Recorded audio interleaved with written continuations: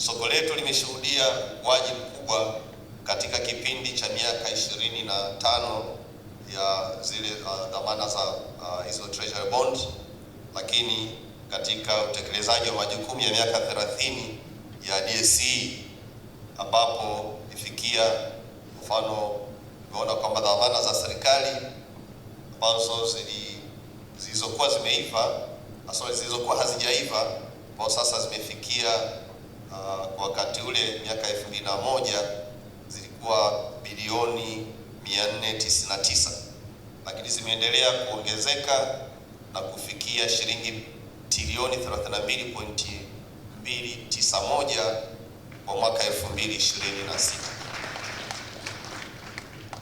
Lakini kwa upande mwingine tumeshuhudia hata idadi ya wawekezaji imeendelea kuongezeka kwa kasi kutoka wawekezaji 897 mwaka 2016 hadi wawekezaji 32,000 wadau wote kwa 31 ambao wapo kwa sasa Wizara ya Fedha.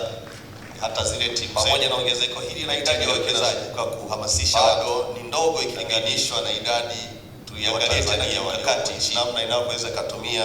Utaona population ya watu ya Watanzania ambao hawajafanya uwekezaji kwenye masoko haya. Soko letu kuwa na wawekezaji 32,631 bado ni wachache sana.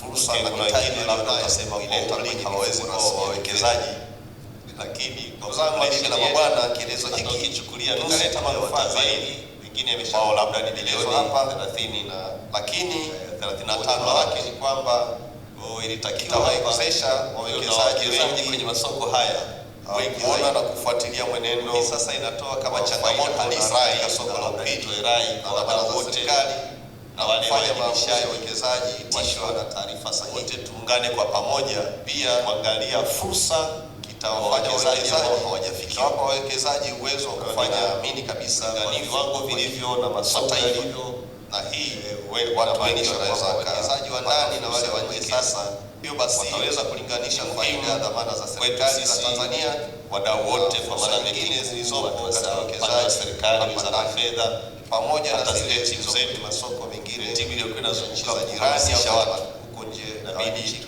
kwenye masoko ya kimataifa. Angalie tena kimkakati namna inavyoweza kutumia kwa taarifa ambazo si tofauti ya Watanzania ambao hawajafanya uwekezaji kwenye masoko haya. Unaongeza wazi na market ya useko na market mitaji ya kigeni na unatusaidia sisi fursa na mitaji ilionayo kuleta shindani wa soko letu. Na ndugu zangu mimi na mabwana, kielezo hiki katika kipindi ambacho kitaleta manufaa mengi kwa sababu wengine wameshaliberalize hapa letu kwa 100%.